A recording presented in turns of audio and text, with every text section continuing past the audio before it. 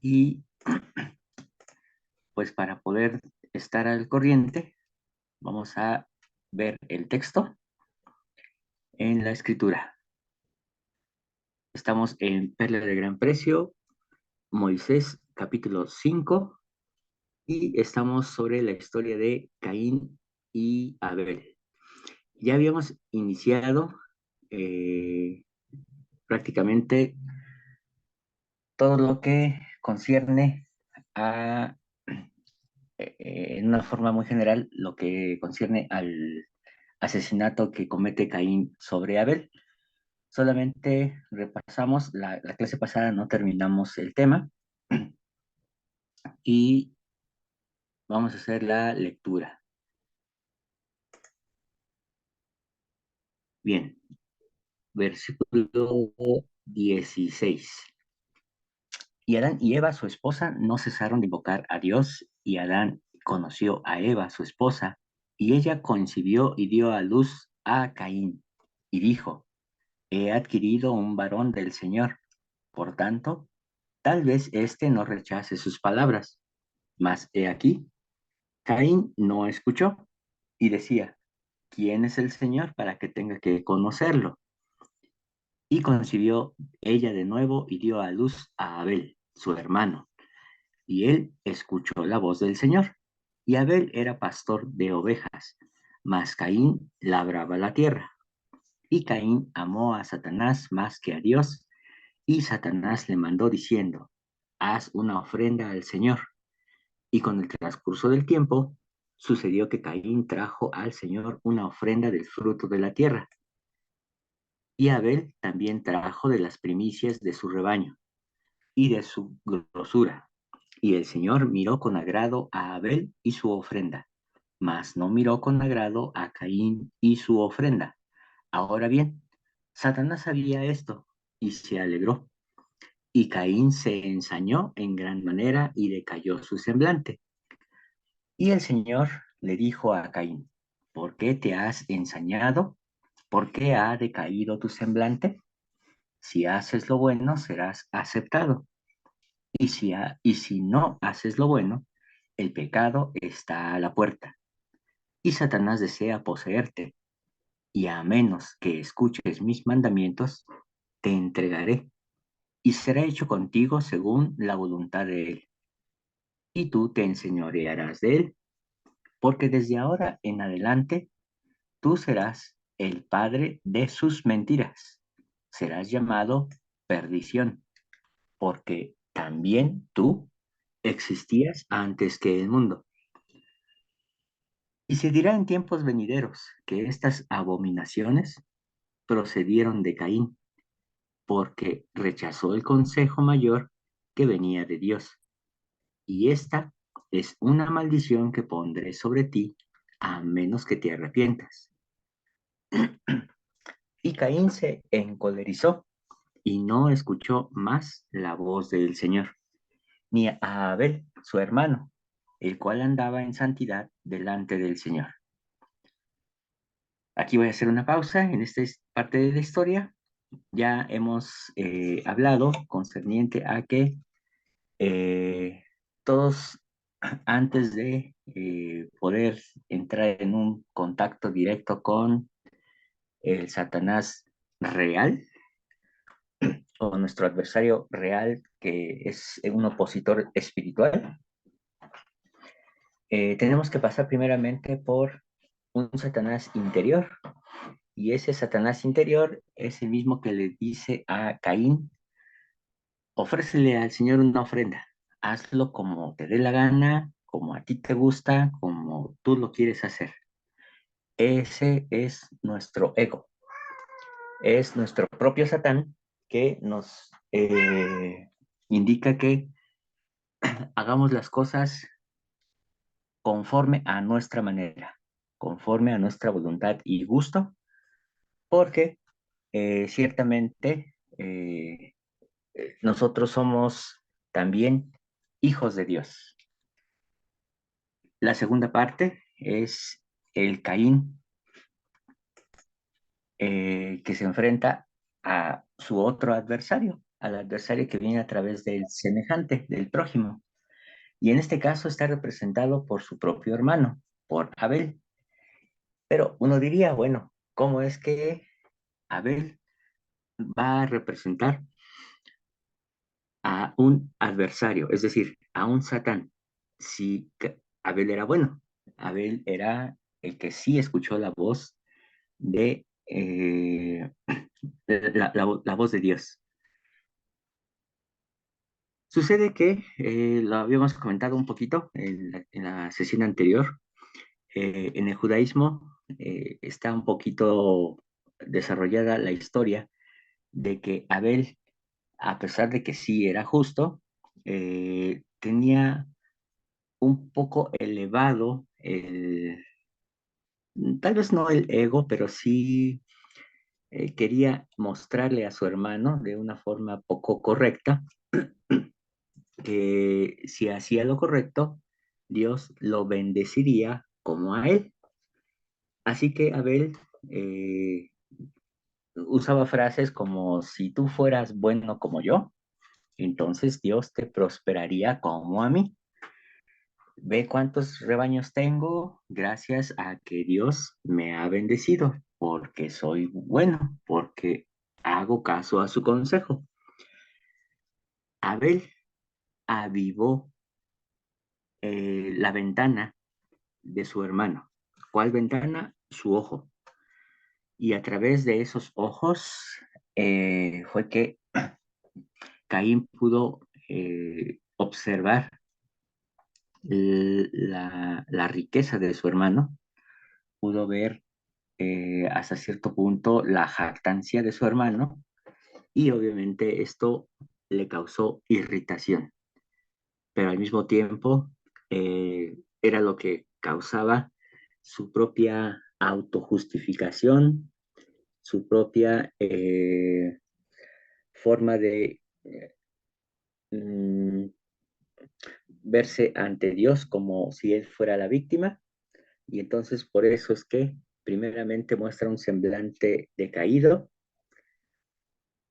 pero después, cuando el Señor le da los consejos, entonces se da cuenta de que no está siendo consolado como la víctima, no está siendo apapachado, así que entonces se llena de ira y es cuando empieza a rechazar al Señor de forma abierta. Y ahora este segundo adversario eh, se convertirá en un obstáculo, pero también en el medio para poder llevar a cabo lo que más adelante le propondrá, ahora sí, ese adversario real, ese enemigo espiritual que ha existido desde la creación del mundo como un enemigo de todo lo que es bueno, de todo lo que es justo, para hacer que nosotros caigamos. Eh, hemos hablado acerca de cómo entonces el ojo se convierte en una forma en la cual nosotros observamos la vida, de cómo observamos incluso las cosas materiales, y a través del ojo viene el deseo. Y entonces esta ventana, decía el Salvador, si está llena de luz, pues obviamente el cuerpo entero estará lleno de luz. Pero si el ojo está llenándose de tinieblas, entonces el cuerpo estará lleno de tinieblas y lo grave de esto no es lo que le entra al cuerpo, sino lo que sale de él. Así que lo que está por acontecer es toda una, eh, pues vamos a decirlo así, una trama que finalmente se ha convertido en la base de la sociedad. Es importante que veamos cómo lo que aparentemente podría haber sido resuelto con unas buenas palabras, llega a convertirse en un gran problema debido a que dejamos que los demás observen nuestras bendiciones, pero sobre todo porque nos jactamos de ellas. Y hermanos, hoy vivimos en una época de jactancia, en una época en la que todos queremos publicar y muchos ciertamente lo hacen, todo lo que hacen, lo que comen, a dónde van, lo que visten, y vivimos en el mundo del like, vivimos en el mundo de la ventana, en la que todos miran, pero ciertamente no todos miran con bondad. Así que ese ojo malvado está solamente cargándose de energía negativa. Algunos envidiando, otros codiciando y otros deseando el mal de otras personas.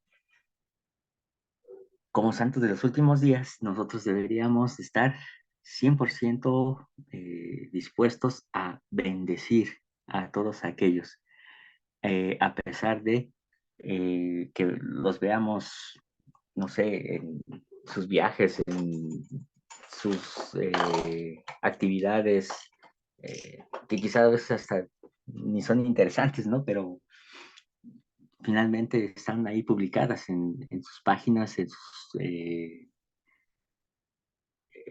sus redes sociales,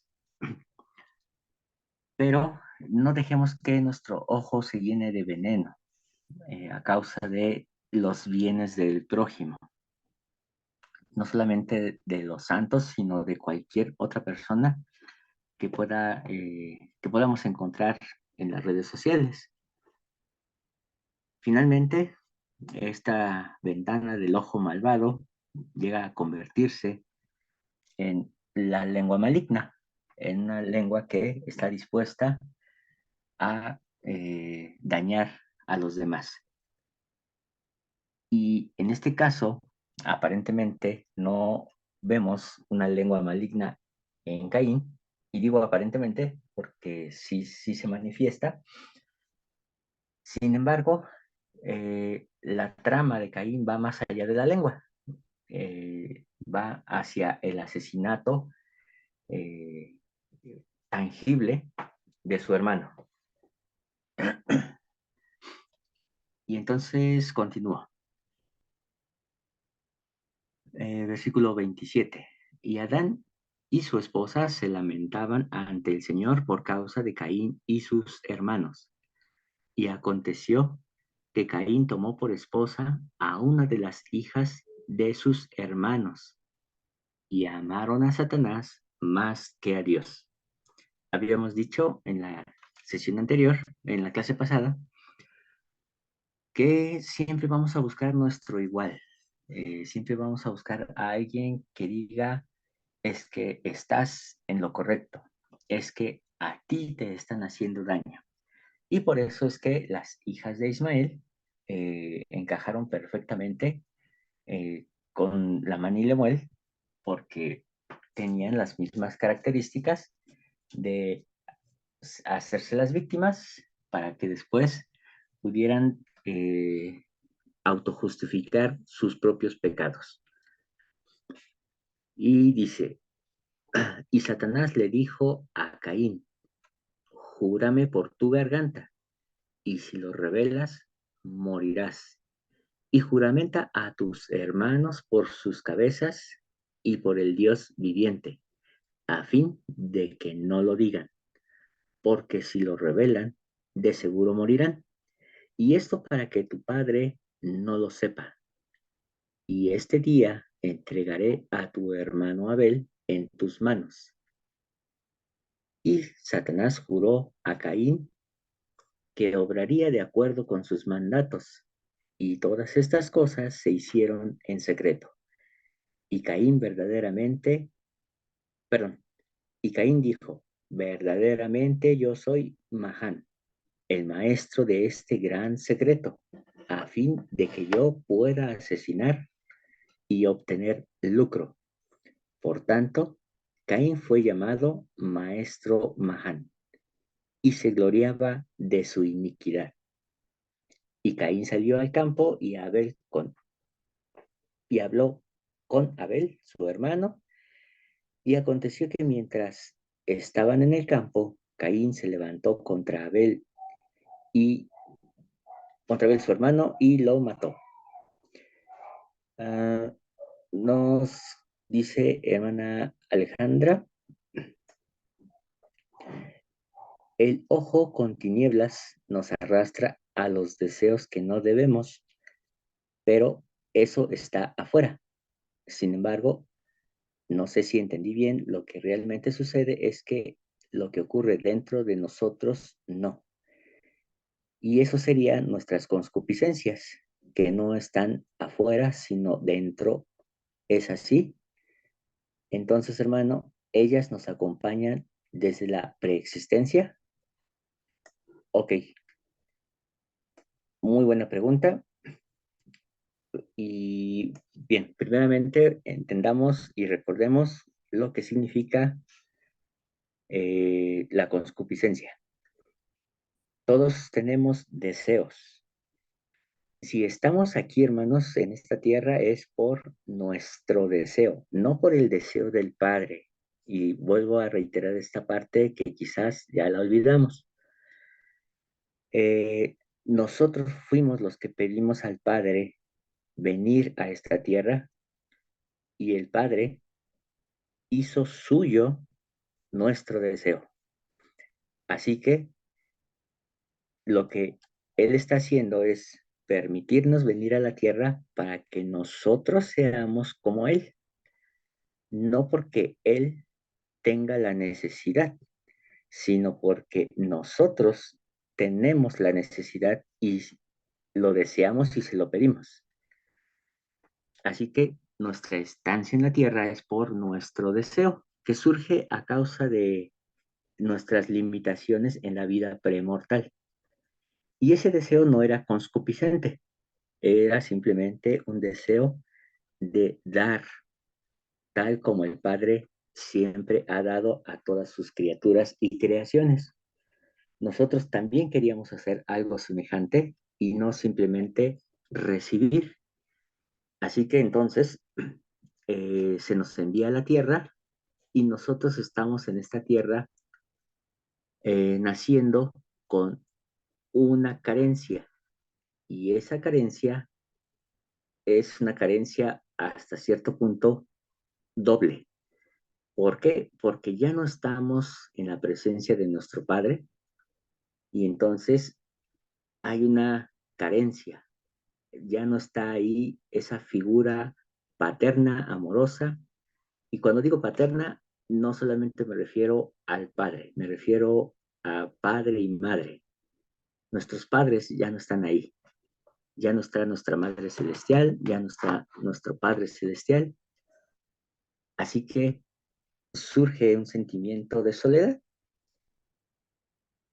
Sumado a ese sentimiento de soledad están los sentimientos y las necesidades que recibimos a través del cuerpo humano, que es carnal, sensual y diabólico. Por lo que aparece el hambre, aparece la sed, el sueño, pero está vigente esa necesidad de sentir amor, de sentirnos queridos. Esos deseos, papá y mamá aquí en la tierra nos enseñan a controlarlos a través de sus cuidados, a través de sus enseñanzas y a través de todo un sistema llamado educación, que es mucho más profundo que el hecho de ir a la escuela. La educación tiene que ver con las enseñanzas en casa, con la formación del carácter, de los hábitos. Entonces, todo esto se va desarrollando a través de nuestra infancia.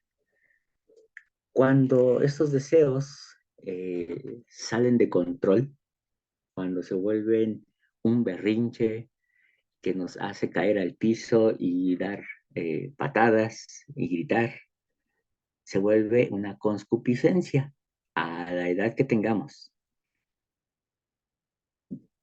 Claro que ya de adultos, ya no nos tiramos al piso, ya no nos dejamos caer con gritos, sino que tramamos y empezamos primeramente a que ese deseo, como sabemos, es desmedido, no es socialmente aprobado, entonces lo ocultamos y buscamos a alguien semejante, a alguien que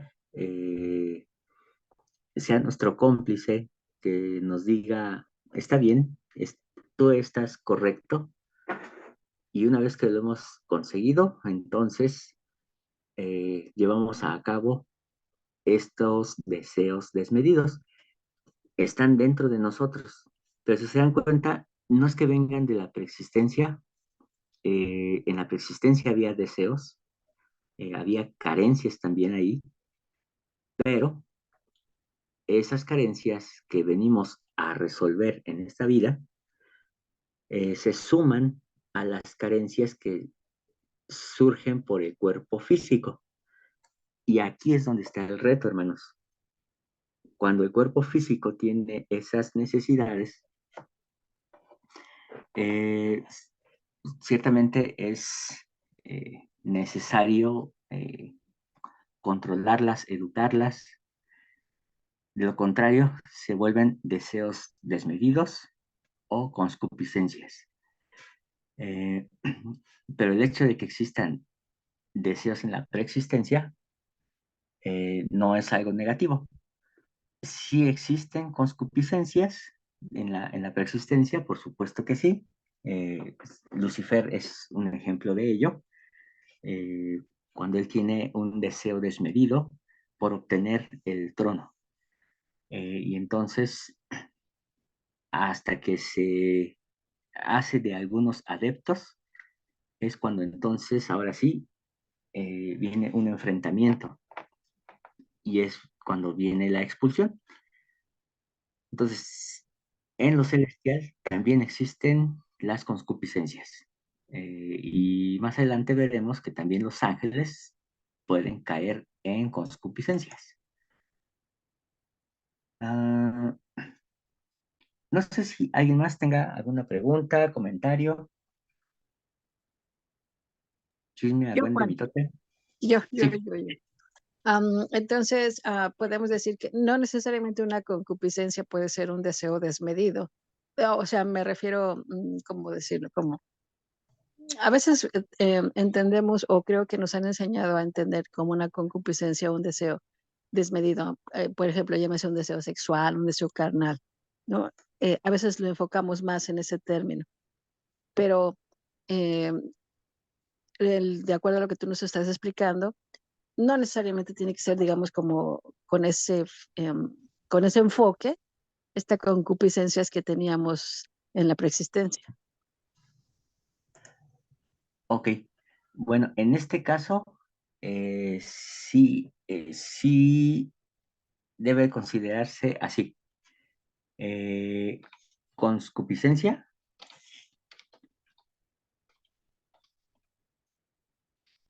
a ver si lo escribo bien.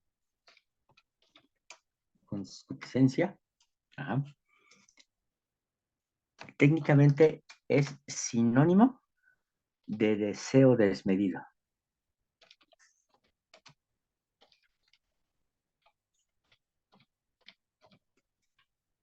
Así es como hay que entenderlo para que cuando ustedes lo encuentren, sobre todo en las cartas de Pablo, y él habla de concupiscencias, entonces van a identificar rápidamente que se trata de deseos desmedidos. ¿Qué es lo normal? El deseo en sí mismo. No está mal desear algo porque surge de una carencia y obviamente hay necesidad. Ah, tal vez los voy a meter un poquito en problemas pero les invito a que ustedes puedan verificar ah, algo que se llama, bueno, la recuerdo con el nombre de pirámide de Maslow. Y en un momento les confirmo el nombre, pero en esta pirámide es una pirámide que nos habla de las necesidades del ser humano, desde su base hasta lo más aparentemente superficial. Eh, pero, digamos, desde las necesidades básicas de alimentación, de vestido, de salud, esas necesidades producen deseos. El detalle es cuando el deseo de estar abrigado para protegernos de las inclemencias del ambiente se convierte en un deseo desmedido. ¿Cuándo se convierte en un deseo desmedido? Cuando se convierte en moda, cuando se convierte en el deseo de estar acorde a lo que dictamina la, la, la élite. Y bueno, ahorita obviamente vamos a ver qué queremos decir con élite, pero sí, a partir de ese momento es cuando ya no es una necesidad, sino se convierte ya en un deseo desmedido. Y obviamente esto ha traído eh, toda una, este tema de la moda ha traído toda una cadena de información, de consecuencias, incluso contra el planeta, que evidentemente se desembocan en otras consecuencias, ¿no? Pero no sé si pude aclarar este punto, hermana, de lo que es una concupiscencia y lo que es en sí un deseo. ¿Sabes qué, Juan? Lo que pasa es que, es decir, a veces, para yo en particular, yo hablo de mí, mm, a veces me resulta un poco, ¿cómo te explico? Extremo, pues, tal vez es la palabra. ¿Ok? Extremista hablar de, para mí, ¿no? Sí, Para sí. mí puede ser a veces más sencillo decir, por eso es que a veces me resulta tan atractivo, o no tan atractivo, sino tan comprensible la doctrina sencilla, pero cuando entramos en otros temas, a mí me cuesta trabajo amarrarla, digamos, ¿no?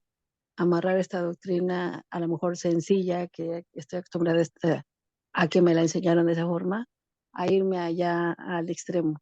Me cuesta trabajo, por eso es que ahorita dije, bueno, como me cuesta trabajo entender esta parte de que fuera una concupiscencia estar en la preexistencia, cuando yo particularmente he creído y así lo seguiré creyendo, y que tú lo confirmaste, que teníamos un deseo de ser como mi Padre Celestial, porque lo veía. Exacto. Entonces, regresando a esto, digo, a mí se me hace un extremo, pero bueno, ¿no? O sea, yo así lo entiendo y así lo seguiré comprendiendo. Por eso es que era esa parte, si era extremo o no, entonces dejarlo a lo mejor tal vez en esta parte sencilla. A ver si entonces si entendí bien. Eh, ¿Usted consideraba como extremo el querer ser como nuestro Padre Celestial? O sea, para mí eso es lo sencillo. Para mí lo sencillo es, así como tú, eso me dio una claridad. Bueno, ¿por qué queríamos? Porque como tú bien lo has mencionado en muchas ocasiones, venimos aprendiendo el Evangelio desde hace años de una forma a lo mejor que era, así debe de ser y no debe de haber otra cosa. Empezamos a que nos enseñen, ¿no? Una forma más diferente y como que hay respuestas, dices, sí, no, como que no quedábamos en que así fuera todo tan cuadrado, tan redondo, tan cortante. No, eso es lo grandioso. Pero ahorita, por ejemplo, para mí salirme de que hay una concupiscencia a mí me resulta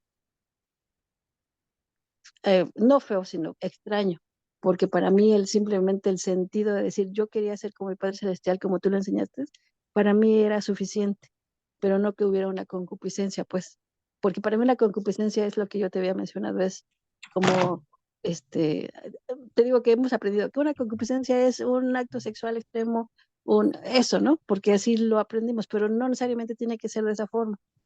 Entonces, si no es de esa forma, me quedaría yo con la parte de que entonces solamente es un deseo que queremos, de yo quería ser como mi Padre Celestial y así, ¿no? Ok. Bueno, teniendo este ejemplo que usted pone, hermana, entonces, el deseo de ser como nuestro Padre Celestial es correcto, eso está bien, lo traemos desde la preexistencia. ¿Cuándo se convierte en concupiscencia? Cuando pasa algo como Nimrod, algo como Nabucodonosor, que empiezan a crear una figura de sí mismos y entonces dicen, adoren esta imagen porque al que esté adorando esta imagen me está adorando a mí. Y entonces se constituyen a sí mismos como Dios, estando aquí en la tierra. Entonces, ahí ya se convierte en una concupiscencia. El deseo de ser como el Padre se convierte en concupiscencia porque nos convertimos en dioses aquí en la tierra, que era también el problema de los faraones. Eh, entonces, ahí es un ejemplo de lo que podríamos decir una concupiscencia. En conclusión, concupiscencia es un deseo desmedido, pero no debemos confundir la concupiscencia con cualquier deseo. Todos tenemos deseos porque todos tenemos necesidades. Hermana Alicia. Gracias. Es que mi pregunta era esto que acaba de mencionar, que hasta dónde, o más bien en qué punto ya se convertía en algo incorrecto lo de la concupiscencia, porque si, como nos ha estado diciendo desde antes, nosotros teníamos deseos desmedidos, quiero entender eso, No, deseos nada ¿no? más. Ok. Entonces teníamos deseos, pero ¿hasta qué punto en el otro tiempo era correcto tener esos deseos? Preguntaría. Puse como ejemplo, hace un ratito, Ujú. puse como ejemplo a Lucifer. Sí, Nosotros teníamos el deseo de ser como nuestro Padre Celestial. Lucifer quería el lugar de nuestro Padre Celestial. Entonces, Lucifer tenía concupiscencia. Nosotros teníamos deseo.